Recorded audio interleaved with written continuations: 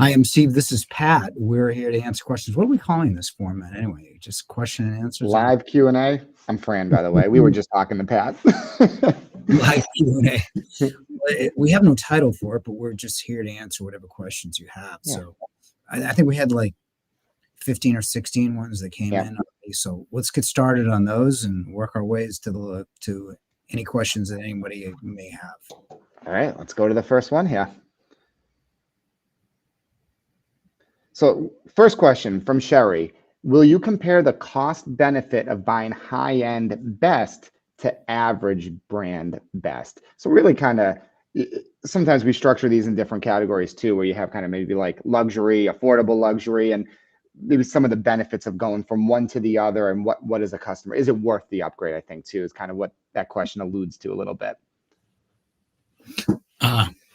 Yeah, I mean, let's talk about, first of all, all of these were cook your food, refrigerate they'll cook your food, be able to refrigerate everything, something like that. But when you go to the best of a Sub-Zero, say maybe Wolf, Miele, on the cooking side, you get more intuitive control. Certainly, Sub-Zero, you get better temperature control. It's all within 1 degree.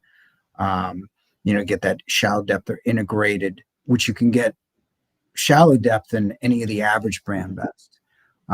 High output burners on the Wolf. Depending if you go dual fuel on some of these brands now, you get very intuitive controls. Dishwashers, I don't think there's much of a difference between average brand or other best, between, say, a very expensive Miele and a really good Bosch. You're not probably going to get the noticeable difference. But Sub-Zero Wolf versus, say, Cafe, which I happen to really like, there's a lot of really good affordable luxury brands. LG's got LG Studio, Cafe has got, G's got Cafe. I mean, arguably Bosch is good. We're not big Samsung people, but I'll give them, they've got very good looking appliances, but you're getting more of a regular refrigerator that's shallow. It's called a counter depth. It's not as impressive looking. Certainly keep the temperatures. There's good options in them. I happen to like the more integrated or built in. I think the configuration's better.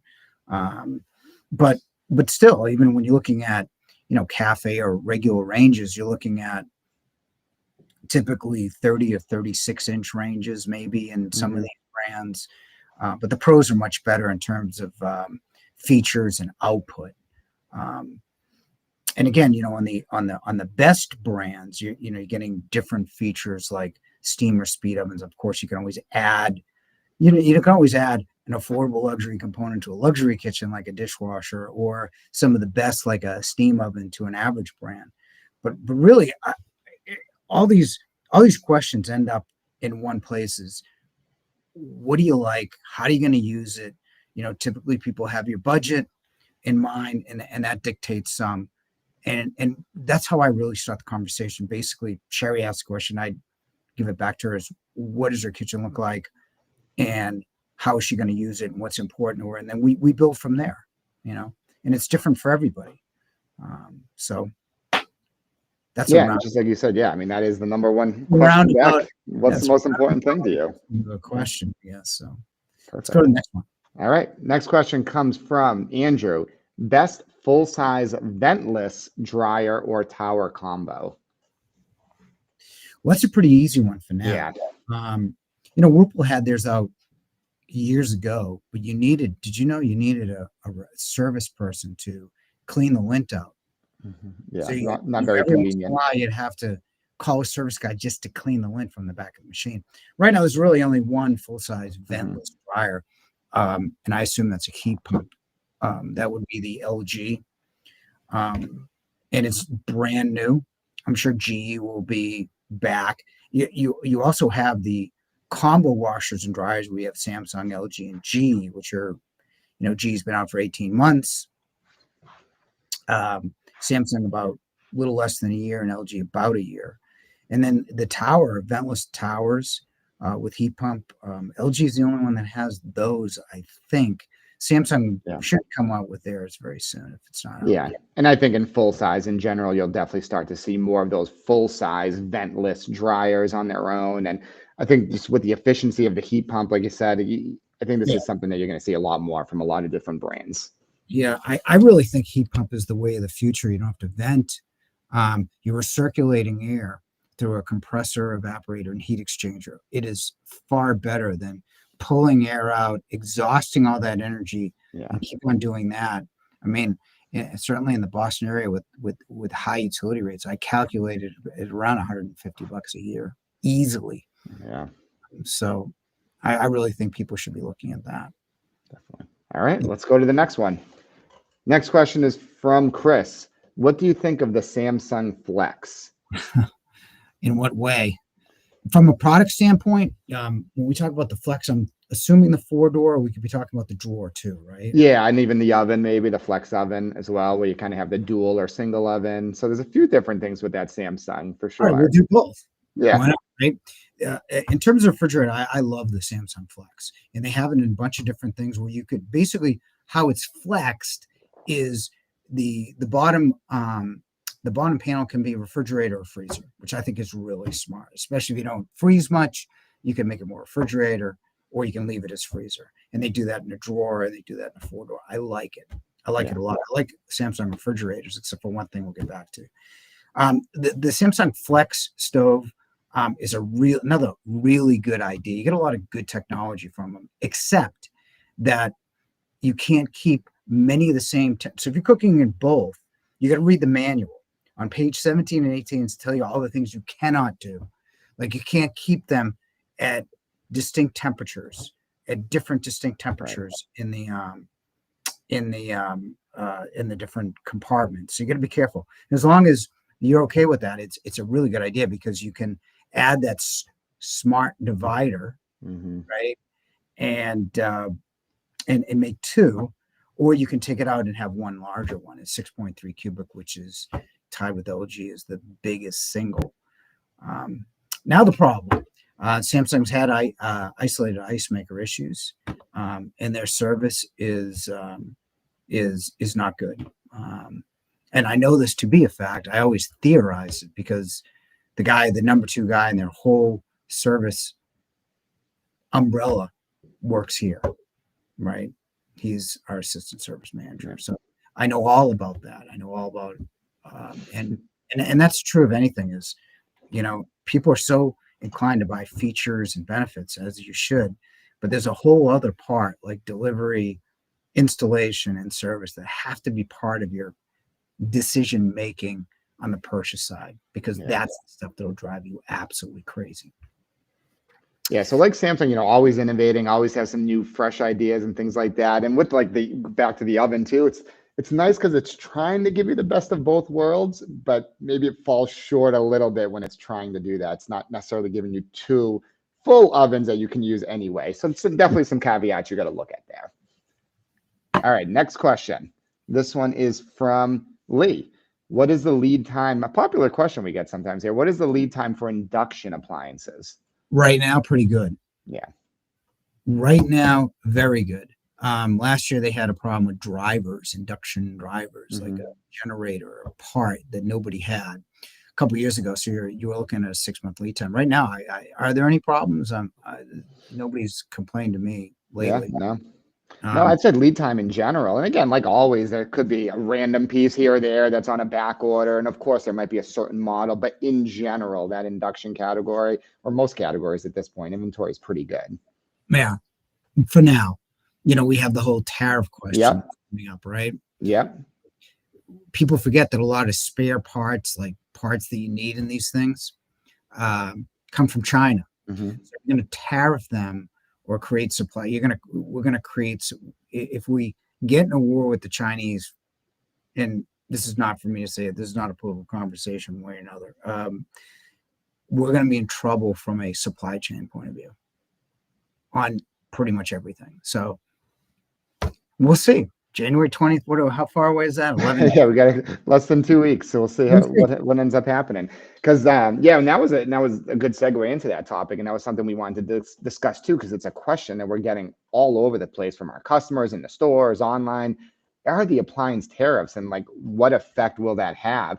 So you talked about one of the effects on supply chain and the parts, and it really goes for everyone. And we learned this in COVID, that even brands that say, made in America, American brand, that doesn't mean everything is coming from here. There's, no matter what it is, all these parts are coming from all over the globe now, and can certainly, as we saw previously, those tariffs could have a big impact on the supply chain.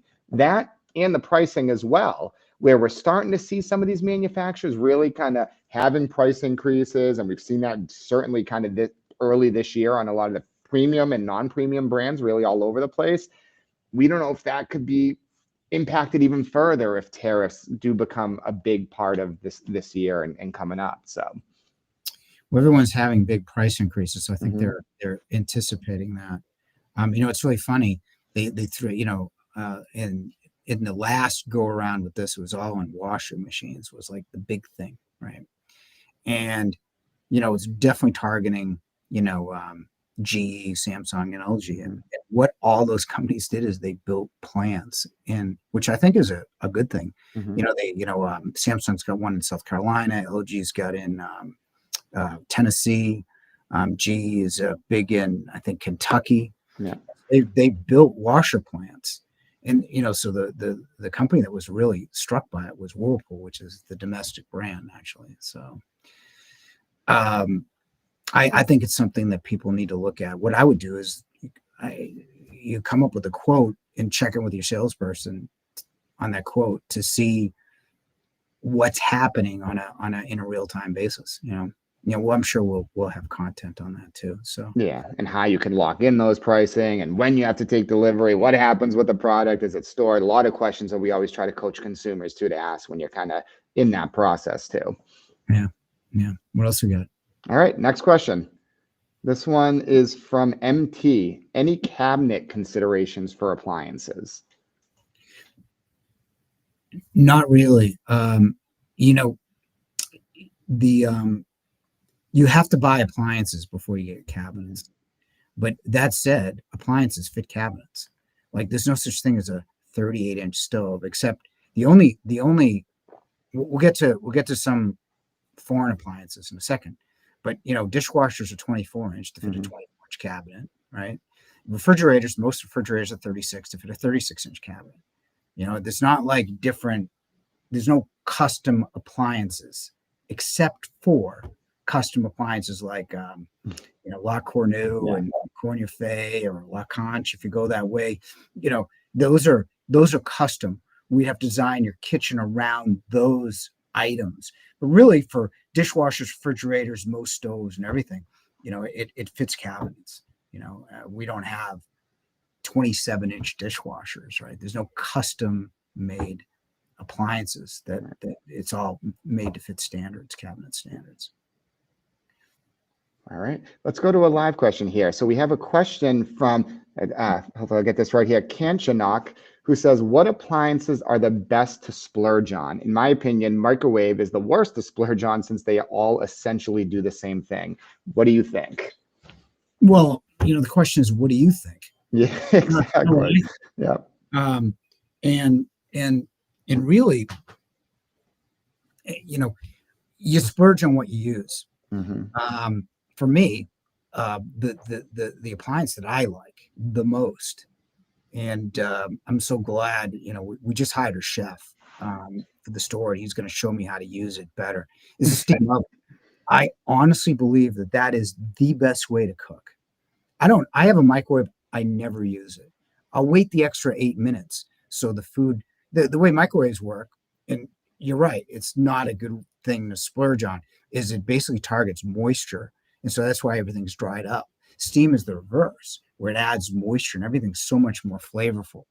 But it really depends. I mean, for some people, it could be a true refrigerator and kind of like, one of the sexy colors with an off shaded handle. I mean, they've got 17 colors, 7 hinges. Yeah.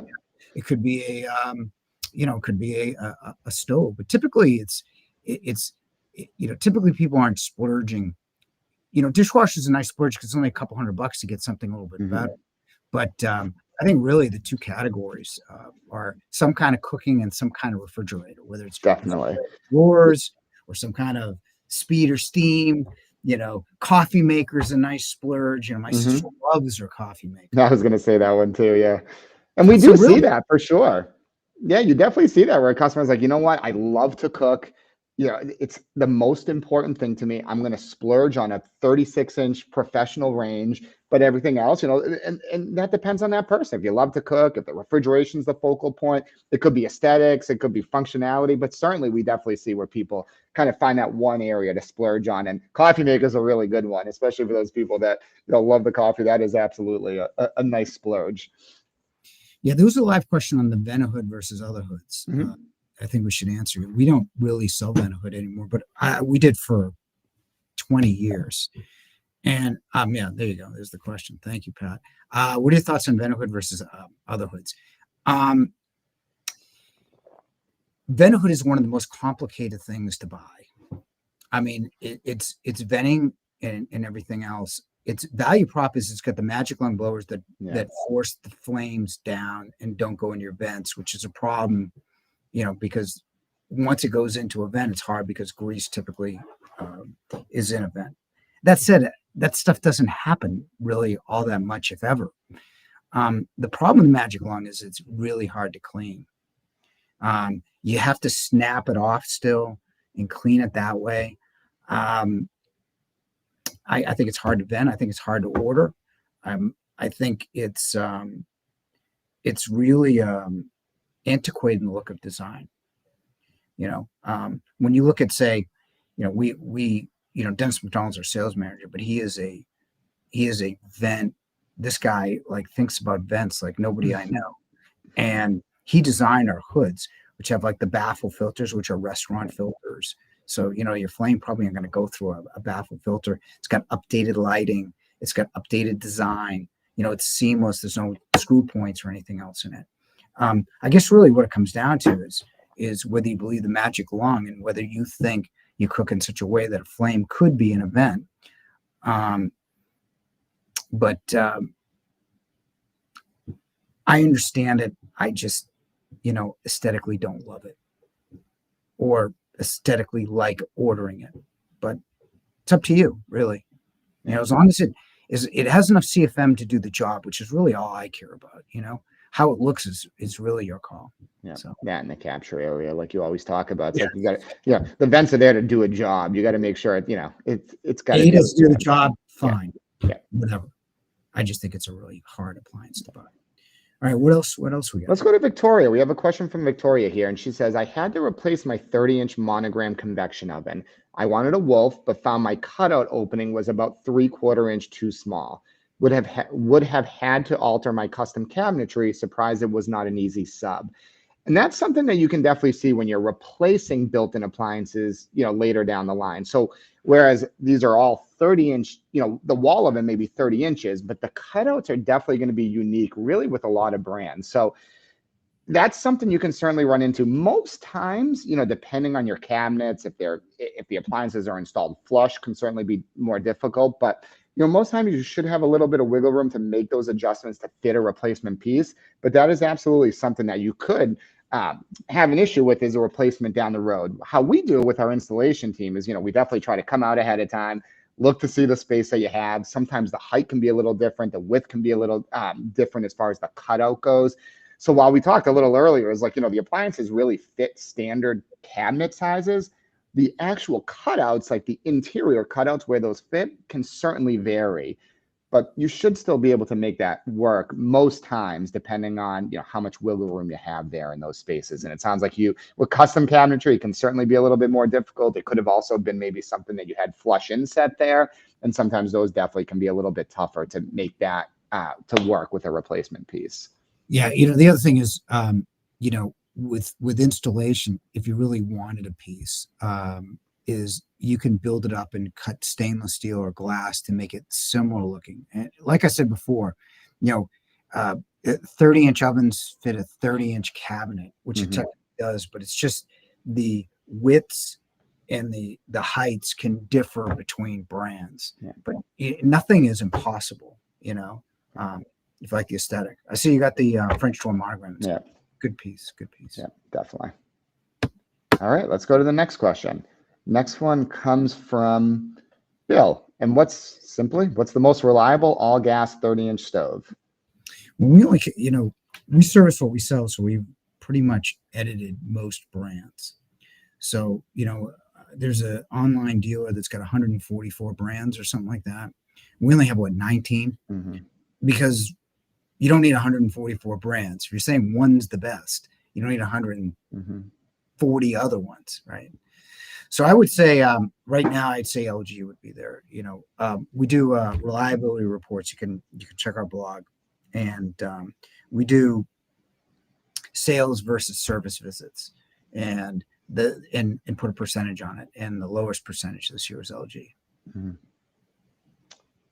All right, how about we go to this one from Cynthia? She says, I'm looking for the best independent ice maker. So standalone, built-in ice maker. What brand is the best? Oh, it's not that easy anymore, is it? Mm-hmm. What kind of ice cube do you want? Right? We've learned ice makers are very personal. I mean, do you want a slushy cube, custom cube, clear ice cube? Scotsman seems to be popular because of that nugget ice, which Sonic makes popular. It's really good for the soft drinks. Mm-hmm.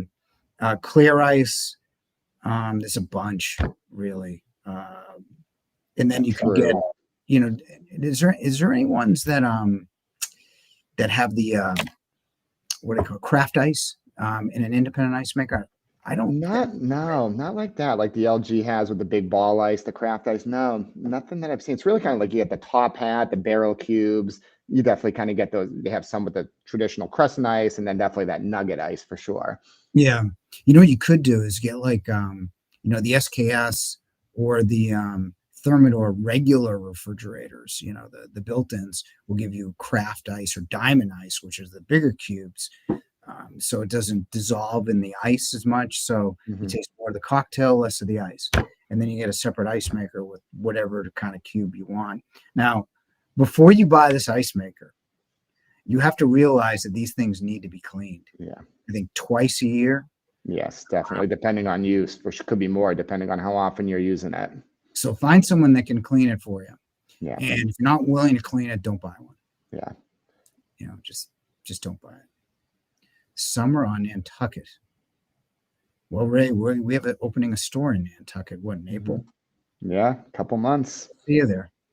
We actually, when it comes to building a store in Nantucket, it's not that easy. We bought a warehouse and the reason why we bought it is because it's got lodging underneath it for staff that stays there or goes by the boat. It's the craziest thing. So, all right, next question. This one comes from Liz, and the best 30-inch induction ranges. Well, that all depends. Again, Miele will give you steam, which will give you the ability with the master chef to bake bread and caramelizers. Remember, dry heat's good for cookies, not as good for meat. So the ability to add moisture is a big one there. I think Wolf with their the verticross convection, the best convection system with the gourmet, which it can pretty much calculate, which can calculate time, temperature, and then you've got the other ones, which are good. Cafe's got a good one. Bosch, different installation type. Yeah, but not the Bosch.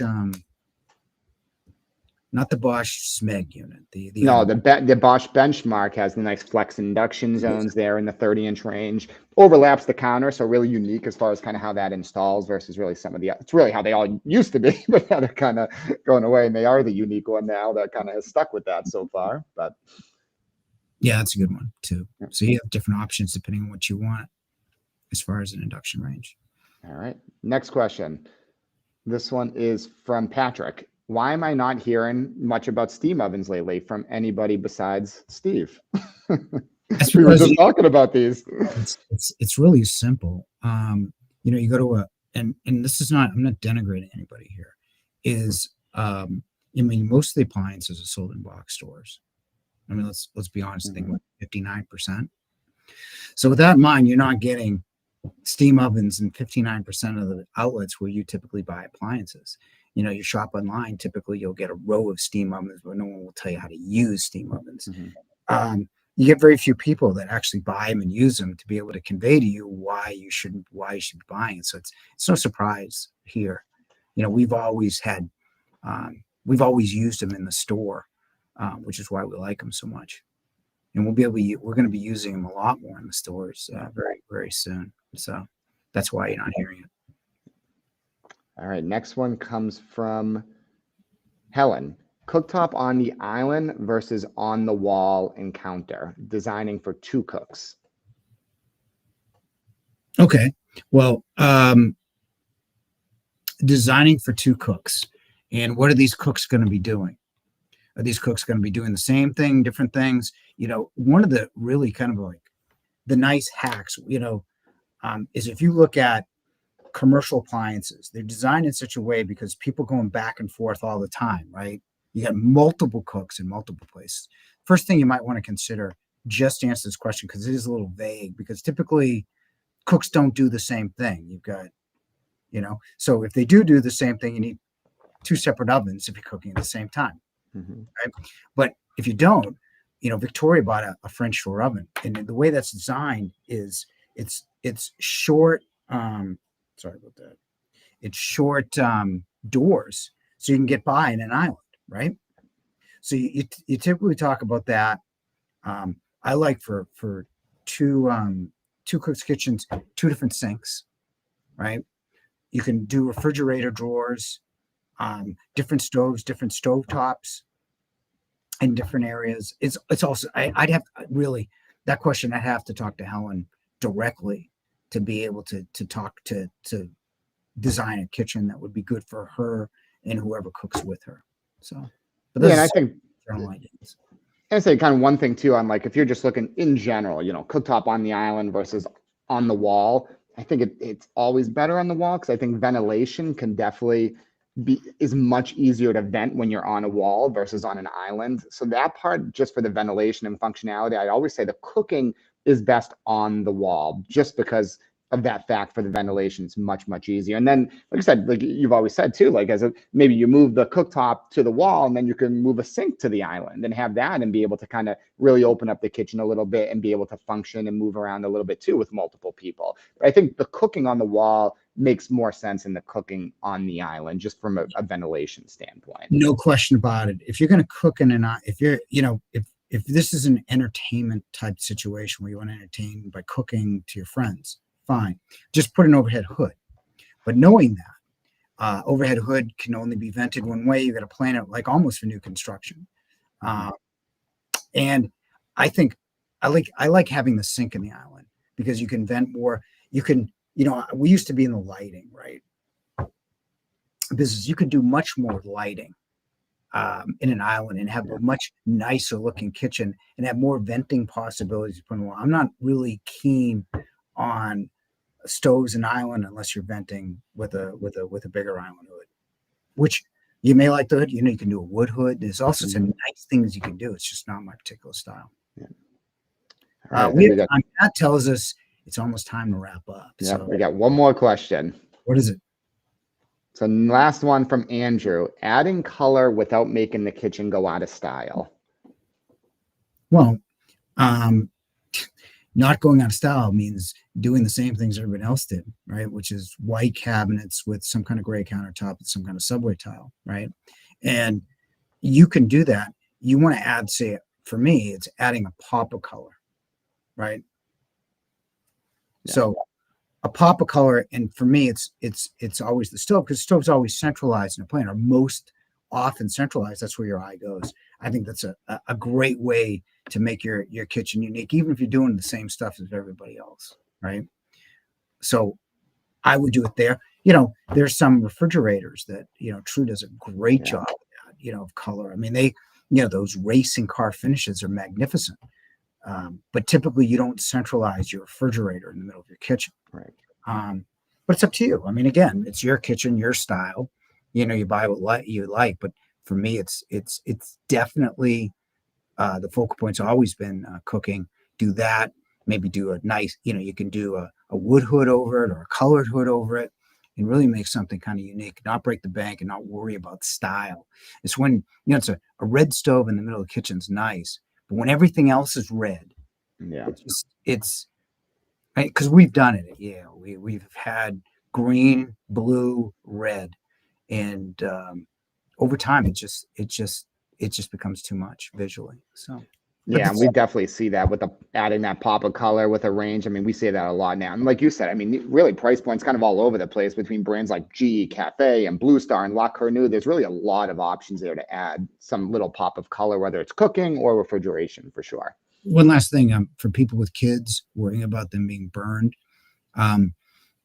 you may want to consider an induction cooktop. It can't be turned on unless there's metal on there, and the stovetop doesn't get as hot as the others. So there's far less chance of getting burned with an induction than you would with a gas rig, especially a regular electric, where it could be on, or cycling down and still very hot to the touch. So that's what I would do there. Anyway, what else we got? We got one more thing here. Yes, this is a good one. Kitchen renovation mistakes to avoid. I'll tell you why it's going to be good. I've renovated 9 things in 15 years. My last thing that we renovated, that warehouse, went over budget, and it's the only time in the 40 years I've been at Yale. This is my 39th year. I've only had a 93A claim against a supplier, and that was in this building. It went way over budget and way over time. So, that 2% mortgage is now an 8% mortgage, and that's a killer.